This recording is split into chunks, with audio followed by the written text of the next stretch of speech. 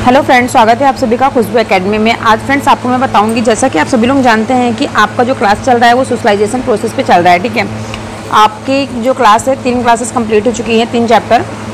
आज ये चौथा चैप्टर का फ्रेंड्स 2 क्लास कंप्लीट हो गया, जिसमें मैंने फर्स्ट क्लास में आपको सामाजिकरण एवं इससे संबंधित जितने भी सिद्धांत होते हैं उसके बारे में बताया था। उसके बाद मैंने बताया था आपको सामाजिकरण को प्रभावित करने वाले कौन कौन से कारक होते हैं। कारक फ्रेंड्स एक बार मैं आपको बता दे, रिविजन करा दूँ कि मैंने आपको कौन कौन से सामाजिकरण को प्रभावित करने वाले कारक बताए थे। बालक की ऐसी कौन कौन सा उनका हैबिट है, कौन कौन से उनके कारक हैं, कौन कौन से उनके कारक है जिसके कारण जो सामाजिकरण है उनको प्रभावित करता है। तो ठीक है, फर्स्ट कारण मैंने आपको बताया था पालन पोषण, सेकंड पॉइंट बताया था मैंने आपको सहानुभूति, थर्ड पॉइंट बताया था सामाजिक शिक्षण, फोर्थ पॉइंट बताया था पुरस्कार एवं दंड। ठीक है, पुरस्कार एवं दंड जो बताया था मैंने भी आपको सामाजिकरण को प्रभावित करने वाले कारक ही बताए थे।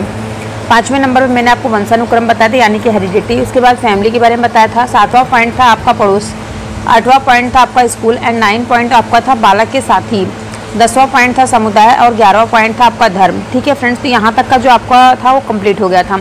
आज उसके आगे का चैप्टर हम स्टार्ट करेंगे सामाजिकरण के प्रकार। ठीक है, इसके आगे हम लोग चलते हैं सामाजिकरण के प्रकार। आज मैं आपको बताऊँगी पूरा।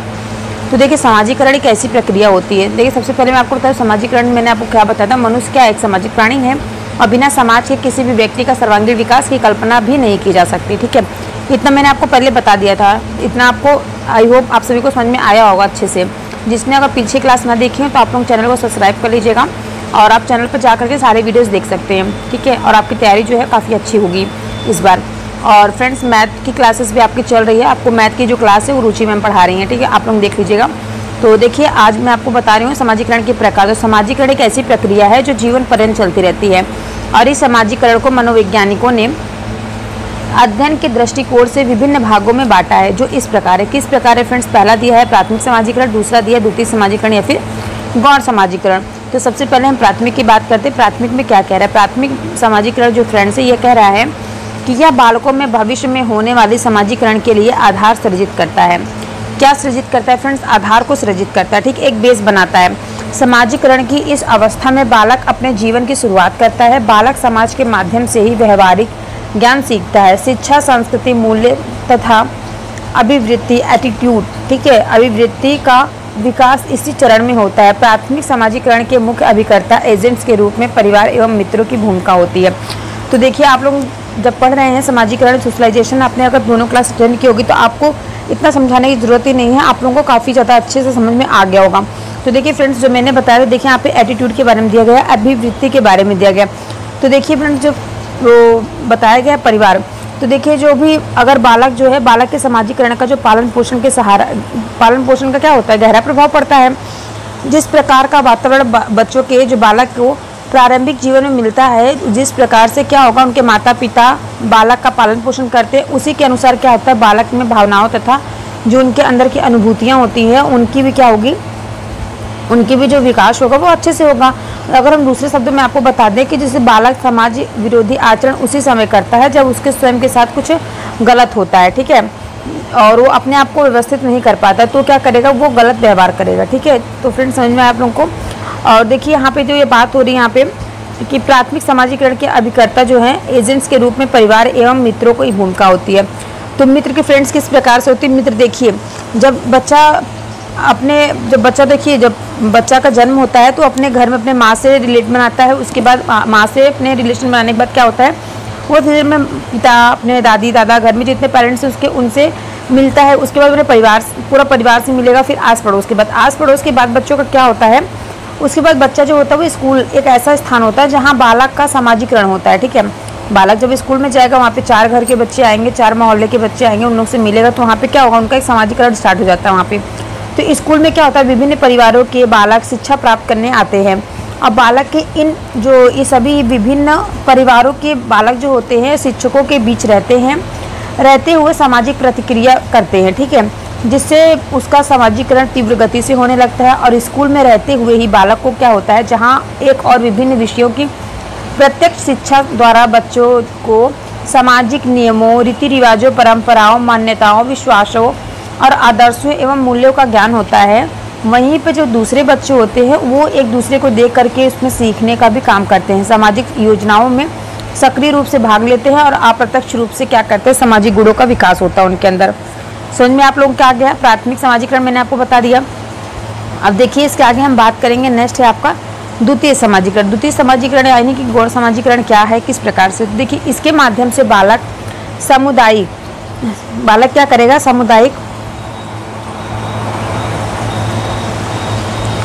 सामुदायिक तरीके से सीखने के व्यवहार को अपनाता है। इस प्रकार के समाजीकरण का माहौल जो होता है विद्यालयों, खेल के मैदानों एवं पड़ोसियों के संदर्भों में देखने को मिलता है, जो बालकों को व्यवहारिक रूप से सभ्य बनाने में महत्वपूर्ण भूमिका निभाते हैं। तो देखिए फ्रेंड्स, यहाँ पे बात आ गई कम्युनिटी की। अगर आपने कल की क्लास ली होगी तो कल मैंने आपको कम्युनिटी काफ़ी अच्छे से समझाया था, बताया था। तो देखिए कम्युनिटी जो है, आई मीन समुदाय की बात यहाँ पे हुई। जब देखिए बालक के सामाजिकरण में जो समुदाय होता है अथवा समाज का गहरा प्रभाव पड़ता है। किस प्रकार से उनका समाज में गहरा प्रभाव पड़ता है? जब देखिए जब कोई भी प्रत्येक समाज अथवा समुदाय अपने अपने विभिन्न साधनों तथा विधियों के द्वारा क्या होगा, बालकों का समाजीकरण करना अपना परम कर्तव्य समझता है। इन साधनों के अंतर्गत क्या होता है, जातीय तथा राष्ट्रीय प्रथाएं एवं परंपराएं, मनोरंजन एवं राजनीतिक विचारधाराएं, धार्मिक कट्टरता, सांस्कृतिक, कला, साहित्य, इतिहास, जातीय पूर्व धाराएं इत्यादि आती हैं। तो देखिए फ्रेंड्स, मैं आपको यही बताना चाहती हूँ, जब देखिए कोई समुदाय बनता है, कोई कम्युनिटी बनती है, तो वहाँ पे क्या होता है, 4 तरह के लोग इकट्ठा होते हैं, एकत्रित होते हैं। एकत्रित होने के बाद सभी लोग अपने अपने मत को रखते हैं। तो वहाँ पे 4 लोग रहते हैं, उनका 4 माइंड रहता है, ठीक है। सभी लोग अपने अलग अलग बातें रखते हैं। तो जो भी वहाँ पे माहौल वहाँ पे एकत्रित होता है, अगर वहाँ पे खेल का माहौल बन रहा है, कहीं पे विद्यालय में, जैसे अगर विद्यालय में अगर समुदाय बनाकर कोई कुछ कार्य कर रहा है, तो उससे क्या होगा, उससे उनकी संस्कृति, धार्मिक, कला, साहित्य पे क्या होगा, ये सभी पे क्या होगा, महत्वपूर्ण भूमिका निभाते हैं। तो बच्चों को क्या होता है, कुछ ना कुछ सीखने को मिलता है, ठीक है। तो फ्रेंड्स, आपको समझ में आया मैं आपको क्या बताना चाहती हूँ? समाजीकरण के जो प्रकार मैंने आपको बता दिए, प्राथमिक समाजीकरण और द्वितीयक समाजीकरण। तो आप लोगों को समझ में आ गया होगा, आई होप। और फ्रेंड्स देखिए, इसके बाद मैं आपको बताऊँगी समाजीकरण की अवस्थाएँ। तो चलिए आगे बढ़ते हैं, आपको बताते हैं हम समाजीकरण की अवस्थाएँ क्या क्या हैं। तो देखिए फ्रेंड्स, यहाँ पे दिया गया समाजीकरण की अवस्थाएं। समाजीकरण की जो अवस्थाएं होती हैं, समाजीकरण एक निरंतर चलने वाली सतत प्रक्रिया होती है। इसका क्रमिक विकास होता है। अध्ययन के दृष्टिकोण के समाजीकरण को निम्न अवस्थाओं में विभाजित किया गया है। फर्स्ट दिया गया है शैशव काल, सेकंड दिया गया प्रारंभिक बाल्यावस्था, थर्ड दिया गया उत्तर बाल्यावस्था एंड फोर्थ और एंड दिया गया आपका किशोरावस्था, ठीक है। तो देखिए फ्रेंड्स, सबसे पहले हम बात करेंगे इन्फेंसी एज की, शैशव काल की बात करेंगे। तो समाजीकरण की प्रक्रिया जो है वो जन्म से ही आरंभ हो जाती है। मैंने आपको पता ना, जब बच्चे जन्म लेते हैं तभी से उनकी जो समाजीकरण की प्रक्रिया होती है, सोशलाइजेशन की प्रक्रिया होती है, वो क्या हो जाती है, प्रारंभ हो जाती है। अनुकरण की प्रवृत्ति के आधार पर बच्चों में भाषा तथा अनेक प्रकार के व्यवहारों का विकास जो सीखने की प्रक्रिया का अभिन्न अंग होता है, ठीक है। यहाँ पे क्या बताया गया, जो अनुकरण, देख करके सीखना, अनुकरण करने की जो प्रवृत्ति होती है वो बच्चों को कब से आ जाती है, बच्चों की जो भाषा तथा अनेक प्रकार के व्यवहार करना। जैसे आप देखते हो घर में जब छोटे बच्चे होते होंगे तो क्या करते हैं, अगर उनके माता पिता कुछ करते हैं तो बच्चे उन्हीं का देख कर करते हैं ना। और क्या नाम है, भाषा जो है, अभी आप लोग देखे होंगे, अगर घर में क्या है, कोई भी बड़ा अगर किसी बड़े का नाम लेके बुलाते हैं तो बच्चे भी क्या करते हैं, उन्हीं का नाम लेकर के बुलाते हैं, ठीक है। जबकि बच्चे को पता है कि उनका और मेरा रिलेशन क्या है, ओके, ये आपने देखा होगा। तो ये बात यहाँ पे की जा रही है। नेक्स्ट है, इस अवस्था में जो बच्चा है माता पिता पर निर्भर रहता है। प्रथम वर्ष तक बच्चों में शर्मीलेपन के भाव दिखते हैं तथा दूसरे का ध्यान अपनी तरफ खींचने का प्रयास करते हैं। बच्चे क्या करते हैं, बच्चे जो छोटी अवस्था में रहते हैं, इन्फेंसी एज में जो बच्चे रहते हैं, वो क्या करते हैं, अपनी जो उनका कोई भी कार्य होता है वो किस पर डिपेंड रहता है, अपने माता पिता पर डिपेंड रहता है, ठीक है। जब फर्स्ट 1 साल का जो बच्चा हो जाता है, उनके अंदर क्या होता है, शर्मीलेपन की जो भावना होती है वो उत्पन्न हो जाती है। बच्चे कोई भी कार्य को करेंगे उन फिर उसमें शर्मा जाते हैं। फिर जो सोचते हैं कि सभी का ध्यान क्या हो, मेरे तरफ अट्रैक्टिव हो, ठीक है। सब बच्चे क्या करते हैं, सभी को साथ से कोई भी हो घर में फैमिली मेम्बर, जो कोई बाहर कभी, तो सभी लोग किससे एक उसके तरफ अट्रैक्शन रखें, ठीक है, वही बच्चे चाहते हैं, ठीक है। इसके बाद देखिए नेक्स्ट आता है प्रारंभिक बाल्यावस्था, अर्ली चाइल्डहुड। अर्ली चाइल्डहुड में देखिए क्या बता रहा है ये, अब यहाँ पे हम बात करेंगे अर्ली चाइल्डहुड की। अर्ली चाइल्डहुड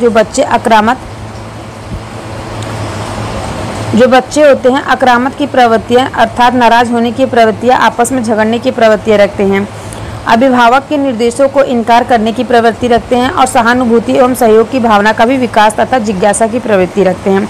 तो ये तो फ्रेंड्स आपका है अर्ली चाइल्डहुड के बारे में, ठीक है।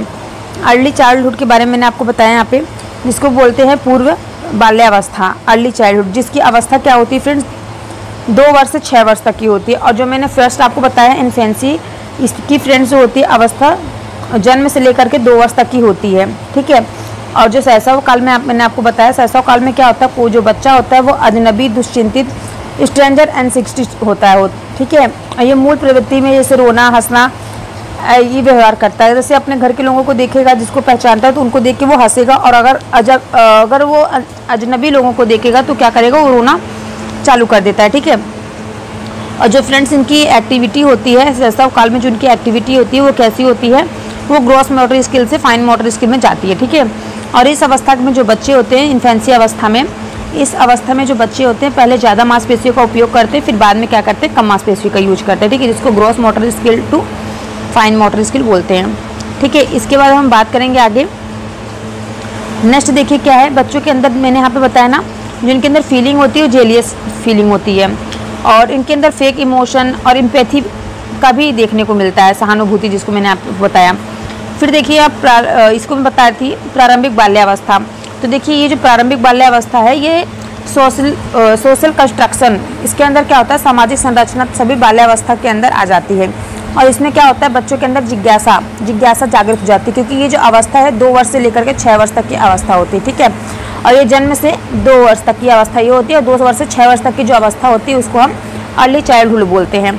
इसमें बच्चे क्या करते हैं, इमेजिनेशन करते हैं, अनुकरण करते हैं, जैसे बच्चा देखता है वैसा ही वो क्या करता है, व्यवहार करता है। ये ये किस अवस्था में होता है फ्रेंड्स, 2 वर्ष से लेकर के 6 वर्ष की अवस्था में ऐसा होता है बच्चों के साथ।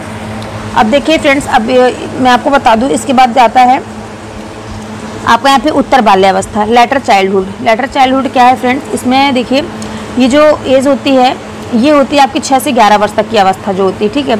इसमें क्या होता है, इसमें जो इस अवस्था में बालकों में अन्य लोगों के विचारों एवं सुझावों को स्वीकार करने की प्रवृत्ति बढ़ जाती है। इसमें बच्चों को और कोई कुछ बताता है तो बच्चे क्या करते हैं, काफ़ी ज़्यादा एक्टिव होते हैं किसी भी कार्य को लेकर के, किसी भी बातों को सुन करके, ठीक है।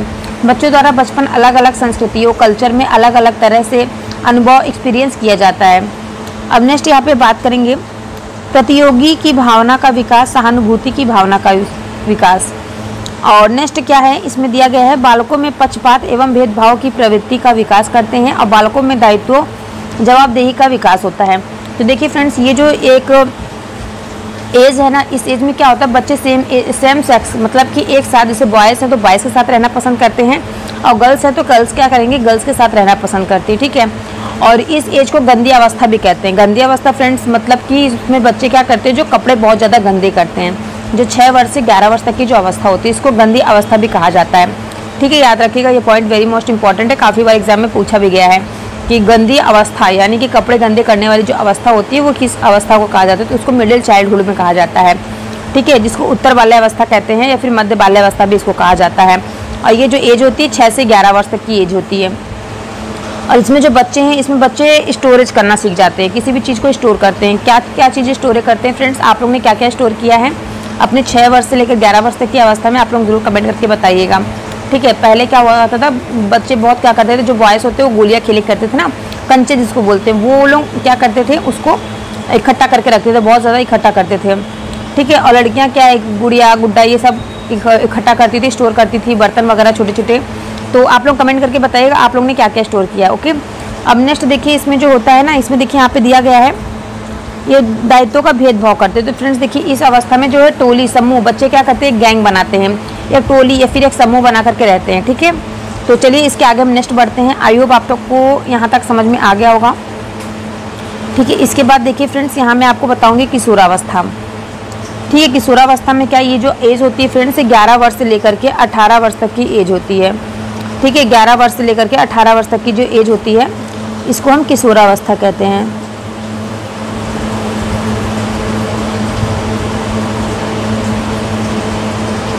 ठीक, तो इसमें क्या होता है, सामाजिक की जो जटिल अवस्था होती है और समकक्ष मित्रों एवं समूहों के साथ समायोजना करना, सामाजिक व्यवहार में परिवर्तन अर्थात सामाजिक सूझबूझ का विकास करते हैं बच्चे, और आत्मविश्वास का मजबूत होता है तथा विषम लिंग के प्रति आकर्षण का भाव भी इत्यादि। और नेक्स्ट इसमें दिया गया मित्रों में के चयन में नवीन मानदंड अर्थात बालक एवं बालिकाएं दोनों समान विचार, समान मूल्य तथा समान उद्देश्य इत्यादि से संबंधित मित्रों का चयन करते हैं। एंड नेक्स्ट है इसमें विचार जो है, विचारक जोसेफ का मानना है कि अधिकांश किशोर जो है ऐसे लोगों को मित्र बनाना चाहते हैं जिन पर विश्वास किया जा सके, जिनसे खुले मन की बात की जा सके। ठीक है, तो इसके आगे फ्रेंड्स मैं आपको और बताती हूँ, थोड़ा सा समझाती हूँ। तो देखिए फ्रेंड्स, यहाँ पे बात करते हैं किशोरावस्था में। किशोरावस्था में क्या होता है, बचपन से जो है वयस्कता तक, बचपन से लेकर के जब बच्चे एडल्ट होते हैं तब तक के जो परिवर्तन होते हैं, इसी काल के समय transition from childhood to adult. ठीक है फ्रेंड्स, कोई भी जो भी इसमें चेंजेज आता है 11 वर्ष से लेकर के 18 वर्ष की अवस्था में बच्चों के अंदर जो है बचपन से वयस्क एडल्ट का जो परिवर्तन होता है, इसी समय को कहा जाता है। और इसमें क्या होता है, विषमलिंगी आकर्षण होता है। ठीक है, इसमें क्या होता है, यहाँ पे देखिए विषमलिंगी आकर्षण होता है, प्रतिकर्षण होता है। देखिए जो मैंने ये एज बताई थी आपको, ये एज कितनी बताई थी मैंने आपको, 6 से 11 वर्ष बताई थी। ठीक है, इस एज में क्या होता था, लड़का जो है लड़के के साथ रहना पसंद करता है, लड़कियां जो है लड़कियों के साथ रहना पसंद करती है।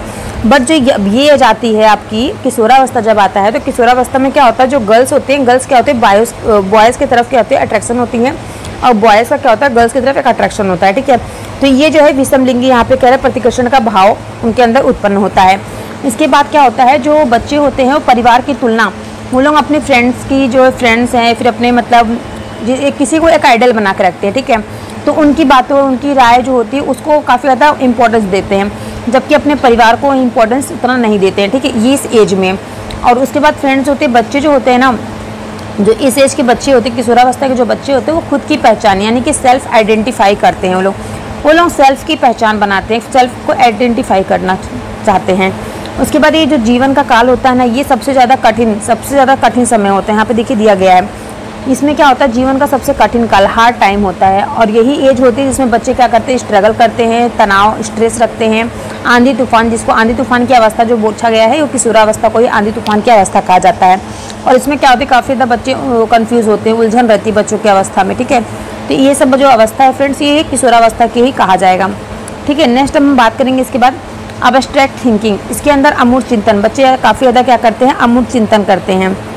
ठीक है, और इसी को ही वीर पूजा, यानी कि किसी को मतलब किसी को अपना आइडल बना लेते हैं और उन्हीं की जो है उनकी जीवन परिचय वगैरह पढ़ के उन्हीं को अपना आइडल बना के उनके ऊपर कार्य करते हैं। ठीक है, और विभिन्न संस्कृति, विभिन्न कल्चर के जो विभिन्न बच्चे अलग अलग तरीके से किशोरावस्था में प्रवेश करते हैं और इनका जो अनुभव होता है उनका अनुभव करते हैं। ठीक है, तो आई होप फ्रेंड्स आप सभी को आज की क्लास जो है वो अच्छी लगी होगी। अगर आपको कुछ भी डाउट हो, फिर ना कुछ समझ में आ रहा तो आप लोग कमेंट करके हमसे पूछ सकते हैं। ठीक है, और इसके बाद जो नेक्स्ट क्लास होगी फ्रेंड्स, नेक्स्ट क्लास में मैं आपको बताऊंगी समाजीकरण की प्रक्रिया में मुख्य अभिकर्ता कौन कौन है।